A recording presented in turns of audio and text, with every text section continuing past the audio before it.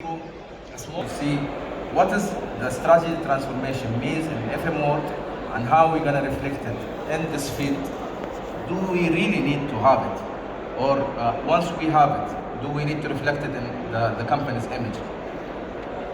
So we have two speakers from SSCL, Saudi Services Company Limited, where proudly we presented the best practices in effective hygiene. And now we're talking about the strategy. A little bit about myself. In order to convince you, I have to sell myself to you and make you that I'm the credible guy to speak about that. So I spent the last 15 years between marketing and sales. I work in sales, marketing, business development, business intelligence, sales of course. And I got my bachelor degree from King Fahd University, specialized in marketing, and my master as an MBA from King Abdulaziz University. And I put a very important sentence here, that I drove a multi-million Saudi riyals growth. Why did I put this here? So every company, in any kind of activities that they have KPIs. The first moment of truth of all the activities that you are doing in HR, in marketing, in whatsoever, in operation, comes to the first moment of truth of selling the product. Once you sell the product, you move for the second moment of truth. The second moment of truth happens when the customer consumes the product or uses the service itself. This is meaning that he will be repeating purchasing your product or he will going to stop dealing with you.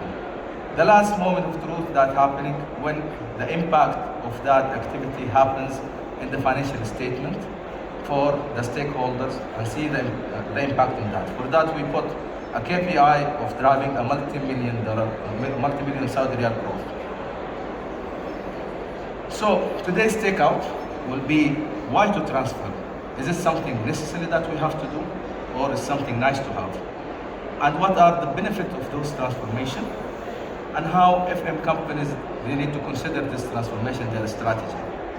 How to maintain the company brand value. So you have a huge brand value in the company and don't decide one day that I will change the strategy and I will start all over again. So how to take it and continue the journey that you have. And the last but not least, is it important to spend in the marketing and sales? And of course, I'm gonna sell this point like crazy to you guys. This is where my budget and my salary coming from.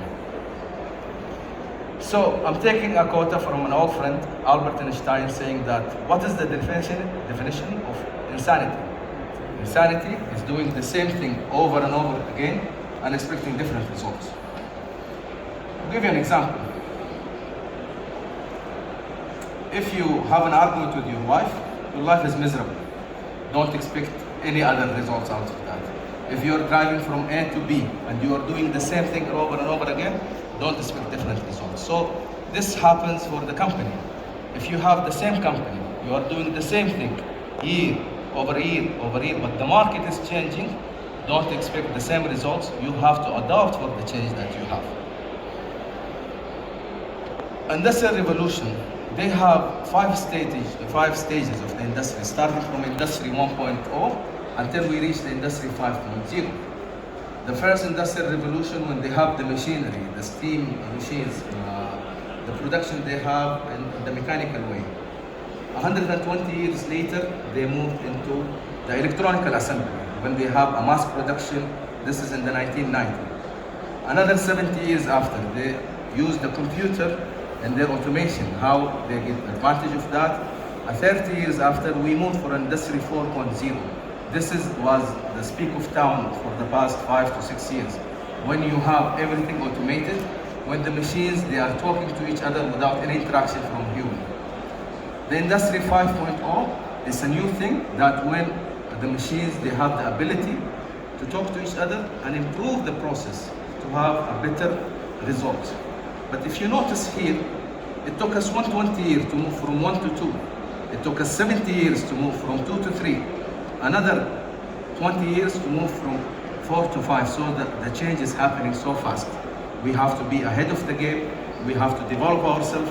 We have to be at the standards that is requested from the market. So there are 6 main reasons why companies consider transformation. either declining in the profit. If you have a major decline in the profit, now it's time to rearrange your cards, to start a new chapter, that how you improve yourself to go out of that loop. Industrial change, if the industry is shifting toward digital, you have to consider yourself from the product that you have. Technology shift is another thing. Financially underperforming. Sometimes you're doing the same level of revenue, but at the profit line, you start bleeding. There is something not in the right place. Strategical primitive, you see something happening in the down future, and you have to change your strategy in order to overcome all these changes. And market change. So, transformation is the new norm.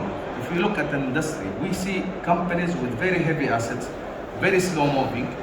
For example, GE, they've changed their identity. Why they are doing that? This is the new thing, how we can react and have maximized profit from the market itself in order to sustain our business. We see companies for 100 years, 120 years, 140 years. What is the key thing that they are doing? They are very process oriented. They have the improvement of the strategies, an ongoing process. It's not something that they do it once and they stop it. It will force you to think globally. It's not only think that we are working in Saudi and this is it. We need to be flexible. Excuse me. Process that we have with the different markets, with the different dynamic, with the different governmental obstacles that we have. We have companies that they are working in the state and companies working in Sydney, while they have the same value proposition but with changes to get maximum of those markets. And transformation is not easy. It is the 21st #1 leadership challenge. There are many corporates, they oversee the change happening in the market. For example, we had Nokia, we have BlackBerry. They see the change, they couldn't do anything because the structure of the company itself will not allow them to move and change and be ahead of the market. So the name of the game here is how to be ahead of the market and develop yourself to satisfy your customers. There are different types of the strategy. We have the shock industry, the shocking type, while you have a major things happening outside of your control and you can do anything. So you have to majorly shift your thing. And we witnessed that with an example of Nokia. Another shift, a shift in the value proposition. While you used to sell your product as a bulk, they shifted for a subscription model. Now they are creating more value. Another example here, Adobe. And you have the evolution change. This change takes more than 10 years. They keep understanding the market, changing themselves, developing their plans until they reach a moment that in the coming 10 years, I will change my value proposition from A to B, then I will study the market in the meanwhile. I might need to have a C plan. I need to have another value proposition, another product. I need to develop from now to be launched after 15 years. So this is another good example that we have Microsoft and Google doing that. So there are many benefits of transformation. We have to enhance the clarity and transparency in the organization. If we have the flow of information open from the top level to the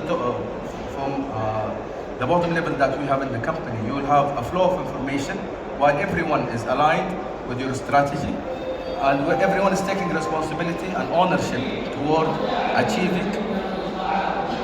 Okay, let's move. The level of the ownership that you have. So everyone, and we witnessed that in many projects, when you have the smallest technician, they have a concern and ownership about anything happening that. If there's something, they whistleblow, they change it. They take the initiative to do everything. This is the spirit we want to build. This is the spirit, if you have it in every company, that will drive your company to places. So let's look at the FM approach that we have in the market. It used to happen that everything is in-house. Let's fix the ceiling, let's do the cleaning and everything. Then it moved for another stage where we have, let's outsource some non-core services. Then they consolidated, we have the combination and they have it as a tender. Then they moved to have it as an RFP. They move it when they have it on an RFP, while they have it for tendering through a central procurement center. and they manage the standard. Now, the advanced stage is how to move for the integrated facility management and the total facility management, where all the facilities, they outsource all their activities for either a core supplier or multiple suppliers. So that's the level where we have multinational companies following in all their locations, and we can see that the Saudi market getting toward that.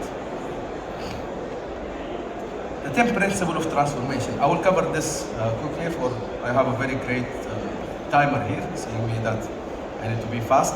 So, in order to have a transformation, you have to go through 10 stages. You start understanding what is the industry shift. If you understand what's coming and what's happening, you will understand what to diagnose and change in yourself. Master the new ecosystem. Understand your competition, understand your strength, understand the weaknesses that you have. Then build your core growth framework. What makes you the leader in that industry, and what will give you the edge to perform better. Create a transformational architecture plan. Then drive your innovation strategy. Learn how to build your business proposal, the proposition that you have. Now we have it in place. Master corporate venturing. Sorry, I'm not feeling well. Riyadh water is not treating me well this time. Build the new entire strategy. Invest more and repeat this. Don't think that something it's very fancy that I've done it once, I'm good for the coming 20, 30 years. We saw the industrial revolution happening between stage 1 to stage 2.